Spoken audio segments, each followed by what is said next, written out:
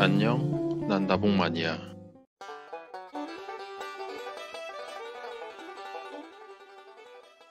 네, 안녕하세요. 나복만입니다. 오늘 비가 엄청 많이 오더라고요. 예, 하늘에 구멍이라도 뚫린 줄 알았어요. 운전하는데 앞이 하나도 안 보이더라고요. 시야가. 진짜 깜짝 놀랐거든요. 아, 다들 운전 조심하시고요.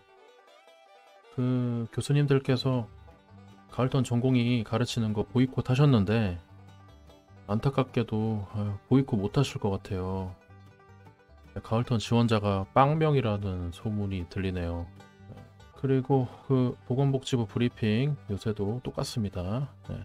환자를 생각한다면 제발 돌아와줘. 간곡히 부탁을 하고 있는 것 같고, 사직 전공이 개원과 몰립니다. 어떻게 해야 되나요? 이런 기자들의 질문에는 그냥 가지마 제발. 그리고 신규 간호사분들 취업 난항 이거 어떻게 할 거냐. 네. 그러니까 고민 중이다. 이거 어떡하지? 다 전공이 때문이에요. 그냥 이러고 있어요. 네. 아직도 본인들 잘못은 인정 안 하고 있고요. 보건복지부는 똥을 보고도 똥 냄새가 나도 이게 아직 이게 똥인지 모르나 봐요. 모르는 척 하는 건지 결국 찍어 먹어봐야 알겠죠.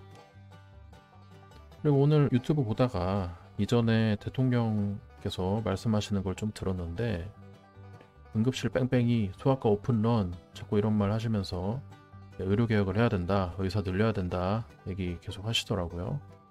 이거 의사들이 잘못된 주장이라고 계속 얘기하는데 조금 말을 못 알아듣는 앵무새 같아요. 예.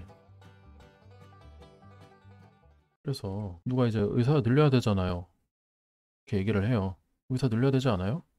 그러면 왜요? 하고 물어보죠. 응급실 뺑뺑이 소아과 오픈런 이런 거 의사 부족하잖아요. 아휴, 이런 말 들을 때면 답답해요. 그냥 다람쥐 쳇바퀴 도는 것 같아요. 이거 다른 분들도 이제 많이 다뤘던 문제긴 한데 한번 좀 다시 얘기를 해야 될 것 같아요. 저도 얘기 좀 할게요. 응급실 뺑뺑이 소아과 오픈런 이거 되게 네이밍을 잘했어요. 잘했다는 게 의사 수 늘리자고 주장하기 딱 좋게 네이밍을 잘했다는 거예요. 그래서 이거 일단 이름을 좀 바꿔야 돼요. 이거 네이밍부터가 문제예요. 딱 앵무새하기 좋게 만들었어요. 그래서 일단 응급실 뺑뺑이는 아니고요. 저는 응급실 러쉬가 맞다고 봅니다. 코로나19 겪으면서 코로나 대응 체계 개편을 했죠. 그래서 이제 돌아오면서 119 환자 수용이라던가 병원 선정, 이송 지침, 그리고 이제 암묵적인 프로토콜이 망가졌다는 뭐 이런 해석도 있어요. 근데 일단 가장 중요한 거는 응급실에 경증 환자가 너무 많습니다. 사실 이게 핵심이에요. 예. 이전 어떤 시청자분께서 그림으로 설명하니까 좋았다고 피드백 주셔가지고 이것도 좀 설명 좀 드릴게요. 예. 우리나라가 있습니다. 여기 이제 병원들이 있는 죄송해요. 여기 북한인 것 같은데. 예. 38선 좀 그리고 이렇게 우리나라에 병원들이 이렇게 여러 개가 있죠. 제가 편의상 3개만 그릴게요. 여기 환자들이 이렇게 입원을 한 거예요. 응급실이며 뭐 중환자실, 뭐 일반 병실 다 입원돼 있는 겁니다. 꽉꽉 차 있어요, 환자들이. 예. 그리고 저희 나라에 이제 경증 환자, 중증 환자 이런 환자분들이 다 응급실로 오죠. 그리고 이제 지역에 작은 응급실들도 있고요. 그래서 이제 119가 신고를 받습니다. 예. 이 환자 뭐 빨리 가야 돼. 여기 이 병원 가니까 A 병원 가니까 다 차 있네. 안 되겠다. 여기도 다 차 있네. 여기도 안 된대. 아씨 어떡해. 뭐 이런 데 옵니다. 이게 응급실 뺑뺑입니다. 예. 근데 이게 발생한 이유가 이런 환자들 중에 경증 환자가 많아요.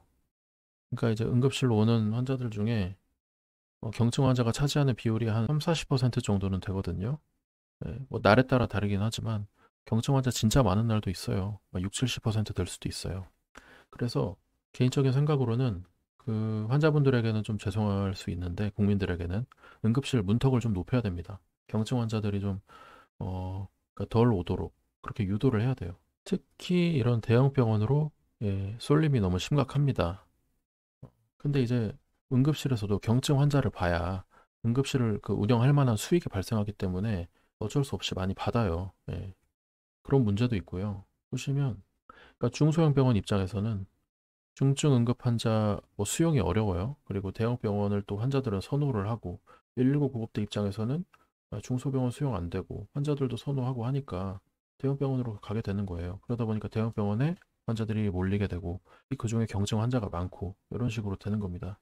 오늘 대토론회가 있었어요. 의협에서 주관한. 거기서 이전에 저희 공모전을 하나 했거든요. 지금 현 의료 사태에 대해서 공모전 했는데 대상 받은 작품이 제가 어떤 병원인지 기억 안 나는데 어디 그 전공의 4년차 선생님이 받으셨더라고요. 프리 ER 스크리닝 네트워크라고 해서 지금 경증 환자들이 이렇게 몰리는 것에 대한 대책을 공모를 하셨더라고요. 그게 대상을 받았는데 나중에 의협 홈페이지에 올린다고 하니까 한번 가서 보시면 좋을 것 같고요. 저도 볼 건데요. 그래서 응급실 뺑뺑이라기보다는 국민들의 그 응급실 러쉬 때문에 발생한 부작용이 뺑뺑이라는 거죠. 아니 그러면 의사가 부족한 건 없냐? 의사는 부족하지는 않습니다. 충분히 있죠. 근데 이 응급실 러쉬 때문인 거를 마치 의사 수 부족인 것처럼 이렇게 연결을 짓는 그런 모습을 보이고 있죠. 물론 병원에서 응급의학 전문의들이 빠져나가고 응급실 문 닫는 곳들도 실제로 있어요. 근데 왜 그러느냐? 응급실이 제 기능을 하려면 어쨌든 응급실 운영될 수 있게 뭐 지원이 충분히 돼야 되는 건 당연하고 다른 과들 내과나 외과 뭐 이런 중증 응급 환자 케어할 수 있는 전문의들도 다 모여 있어야 되고요. 그 시설이 완충되어 있어야죠. 그런 병원들이 필요해요. 그런데 그게 잘 되어 있지 않은 점도 있고 지금 뭐 수가도 문제가 있고요. 누구나 마찬가지겠지만 특히 전문직은요. 본인의 전문적인 부분에 대해서 인정받으면서 일해야 그 일을 계속할 수 있습니다. 그게 임금의 형태로든 뭐 명예의 형태로든 뭐가 됐든 그렇지 않겠습니까? 나를 위해서 다른 사람이 희생하고 봉사하고 공명심만을 가지길 바라는 건 안 되겠죠. 특히 지금 현 사태에서는 응급실에 아무래도 어, 환자를 받아서 치료해드리기가 더 부담스럽고 좀 어렵겠죠. 예, 백업이 잘 안 되니까. 제가 작년 11월인가 12월쯤에 그 MBC 라디오 프로를 들은 적이 있는데 사회자분이 너무 답답하더라고요. 물론 피의료인 시선으로는 이해가 가는데 그때 뭐라고 했냐면요. 사회자분 그 스탠스는 아니 아픈 환자가 응급실에 왔는데 어쨌든 응급실에서 뭐라도 해야 되는 거 아니냐. 그 병원에서 치료가 안 되면 다른 병원에 연결해서라도 보내주든가 해야 되지 않냐. 뭐 이런 얘기 하셨는데 맞는 말이죠. 근데 안 되는 상황이면 어쩔 수 없어요. 안 되는 건 안 되는 거죠. 그 병원에서 치료가 안 되면 안 되는 거고 다른 병원에 연결드리고 싶어도 다른 병원도 포알아서 전원 갈 수 있는 병원이 없으면 하여튼 현실적으로 그것도 안 되는 건 안 되는 겁니다. 그래서 응급실은 응급처치도 해드리지만 환자를 분류해가지고 입원이 필요한 환자면 입원을 시키는 곳이죠. 그래서 입원 치료가 필요한데 병원이 그 능력이 안 되면 응급실에서도 결국 못 받아주는 겁니다. 예를 들어서 수술을 해야 되는 환자가 그 수술할 여력이 안 되는 병원에 뭐 입원할 수는 없잖아요. 입원시키면 안 되죠. 그리고 다시 말씀드리지만 의랄 의사가 없냐, 의사가 부족하냐?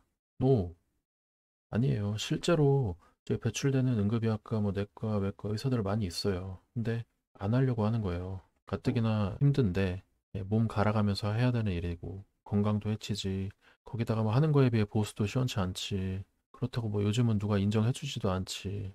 뭐 조금만 이상하고 뭐 잘못된 것 같으면 바로 책임 묻고 소송까지 가게 되고 뭐 심지어 이제 10억까지도 막 배상 물게 되고 살아야 될 사람이 병원의 고의적인 실수로 돌아가셨다면 문제겠죠? 근데 보통은 사망하시는 환자분들은 돌아가실 분들이 돌아가신다고 생각하시면 됩니다. 100에 99는 그래요. 그리고 한번 생각해 봅시다. 설령 의사 실력 문제 혹은 병원의 치료 장비가 뭐 부족하거나 없어서 환자가 사망을 했거나 후유증 뭐 이런 게 발생을 했다. 그러면 의사나 병원에게 뭐 법적인 책임을 물어야 될까요? 글쎄요. 그 요즘 제가 이전 영상에서도 말씀드렸는데 넷플릭스에서 블랙패양이라고 뭐 일본 드라마 보고 있거든요. 이게 CS 그러니까 흉부외과 의사들 얘기더라고요.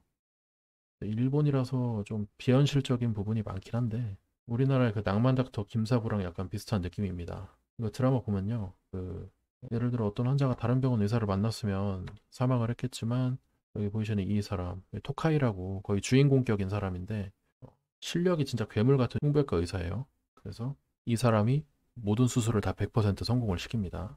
이게 일본 드라마 너무 판타지라서 그러니까 실제 이런 일은 잘 일어나진 않겠지만 근데 예를 들어서 만약에 환자가 이 주인공 토카이를 만나지 못하고 다른 의사를 만났다. 이 왼쪽에 이분도 굉장히 실력이 뛰어난 의사예요. 흉부외과 의사인데 토카이만은 못한 거죠.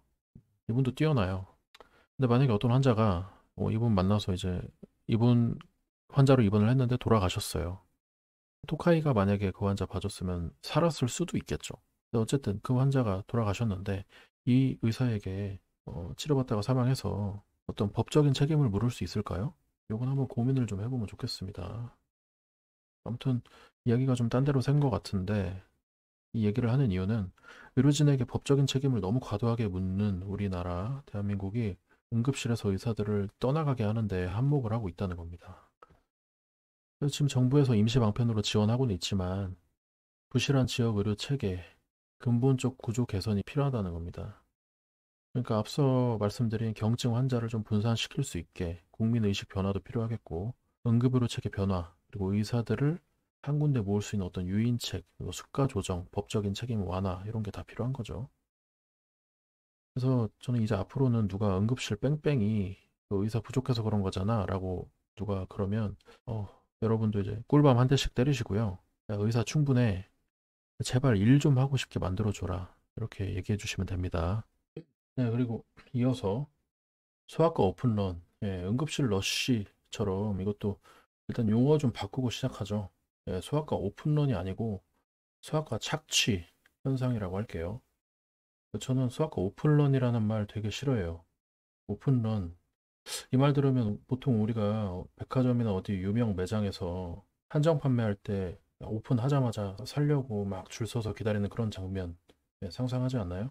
마치 그 소아과 진료 한정 판매 의사 수가 너무 적어서 그걸 얻기 위해 갈구하는 부모들 이런 걸 떠올리게 만드는 것 같아서 사실 그런 거면 자본주의 시장이니까 소아과 의사 몸값이 금값이 돼야 돼요. 너무 귀한 거잖아요. 근데 소아과 의사 선생님들 다 관두시고 있잖아요. 오픈런이라는 말과는 좀 안 어울리죠. 출산율은 계속 줄어드는데 수가는 변변치 않고 부모들은 출퇴근 시간에 우리 아프다고 앞다퉈 봐달라는 게 딱 그 수학과 착취라는 말과 맞다고 생각합니다. 그래서 왜 그러냐 좀 볼게요. 그 실제로 아직까지는 기존 배출된 수학과 의사들이 많이 있어요. 근데 실제 소아진료 보시는 분들은 줄어들고 있습니다. 대학병원에서 소아과 의사들도 그만두고 있어요. 그 소아과 의사가 줄어드는 게 아니고 면허는 있어도 일하시는 분들이 줄어들고 있어요. 다른 분야에서 일을 하시는 거죠. 한번 이거 기사 좀 볼게요. 처음에 의사를 늘리면 응급실 중환자실 필수의료 기피 현상이 해결됩니까? 그래서 보면 지난 10년간 우리나라 의사 숫자가 30% 늘었지만 기피 현상은 더욱 심해졌어요. 그리고 그런 필수과 영역 근무 환경 개선이라던가 상대적 박탈감 해소가 해결책이 될 겁니다. 사실 이전부터 수학과 힘들다고 말 많았어요. 아이들 다루는 게 뭐 여간 쉽습니까? 게다가 이제 진료 능력뿐만 아니라 저희 부모님들, 특히 맘들, 어르고 달래는 능력, 스트레스도 크고 쉽지 않았죠. 저도 예전에 인턴 할 때 그 모교 병원에서 수학과 그리고 소아응급실 이런 데 근무해봤는데요. 저는 수학과 진짜 못하겠다 이런 생각 들었었어요. 근데 지금 출산율 저하에 해당된 수가 그 비용도 굉장히 낮고 또 소송에 대한 부담도 요즘에는 더 심해져가지고 수학과 일이 더 부담스러워졌죠. 좀 더 아래 기사 좀 더 볼까요?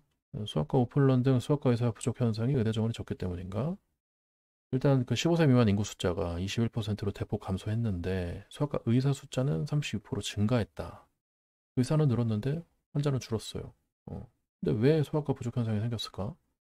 소아과 진료를 포기했기 때문이다. 의사들이 열악한 환경으로 해당 진로를 떠난 것이 팩트. 의대 정원이 적어서 발생한 일이라는 것은 국민을 속이는 행위다. 이게 팩트입니다. 이게 팩트. 그 귀엽고 사랑스러운 아이들, 미래를 책임질 새싹들 이런 아이들을 치료한다는 그런 사명감으로는 더 이상 일을 할 수 없는 지경이 된 거죠. 지금이야 소아과 의사가 그래도 있으니까 괜찮은데 이제 10년, 20년 미래가 더 걱정입니다. 지금 소아과 전공의가 전체 정원의 15% 정도밖에 못 채우고 있어가지고 이거 대폭적으로 해결하지 않으면 대한민국 진짜 망해요. 예. 오른쪽에 기사도 한번 좀 볼게요. 오플런 수가, 의사는 놀고 부모는 줄 서는 모순. 예. 이런 건 이제 구조적 문제를 즉시 해야 되는데요. 소아과 의사들이 환자가 없어서 놀고 있는 상황이에요. 특히 오후 시간엔 진료 건수가 빵건인 소아과 의원도 많아요. 그 소아과 어떤 데 보면은 뭐 오후에도 몇 시간 기다려야 되고 미어 터진다 이런 데 있죠. 그거 다 맘카페 같은 데서 그냥 이렇게 몇 군데 의원 괜찮다고 그쪽으로 몰리는 거죠. 예. 보통 소아과 의원 다른 데도 많은데 할인 날리는 데 굉장히 많습니다. 그리고 부모가 오픈런 하는 이유는 아이를 어린이집에 보내야 하기 때문이다. 실제로 그 부모들 출퇴근 시간에 소아과에 그 몰리는 현상이 있어요. 예. 결국에 사회적인 그런 원인으로 현상이 발생을 하는 거라는 거죠. 그래서 정부는 그만한 비용을 기꺼이 지불할 수 있어야 한다고 했다. 그래서 저도 진짜 걱정돼요. 예. 저도 의사지만 저도 곧 환자이기도 하고 또 환자 보호자이기도 합니다. 국민이죠, 저도. 예. 제가 아내랑 결혼한 지 3년이고 저희도 이제 애를 낳아야 되는데 걱정이에요. 예. 애가 생겨도 점점 아이들이 병원 가는 게 더 힘들어지는 세상이 될 겁니다. 그리고 저희 부모님도 걱정되고요. 이건 의사 수를 늘린다고 해결될 문제가 아니죠. 의사 수 늘리면 의료비만 늘어나고 그리고 의사 실업자들만 늘어나서 굉장한 국가적 손실이 될 겁니다. 의사 양성하는 데 드는 비용도 굉장하거든요. 사실 의사 한 명 한 명이 그냥 놀고 일 못하고 실업을 한다? 이거는 국가적으로 굉장히 큰 손실입니다. 이거는 제가 뭐 의사라서 잘난 체 하는 게 아니고 정말 그렇기 때문에 말씀을 드리는 거고 다 국민들에게 피해로 돌아갈 거예요. 예. 오늘은 이 주제를 뭐 좀 묵은 주제일 수도 있는데 다시 리프레시를 해야 될 것 같아서 좀 꺼내봤습니다. 다음에 또 재밌는 내용으로 찾아뵙겠습니다.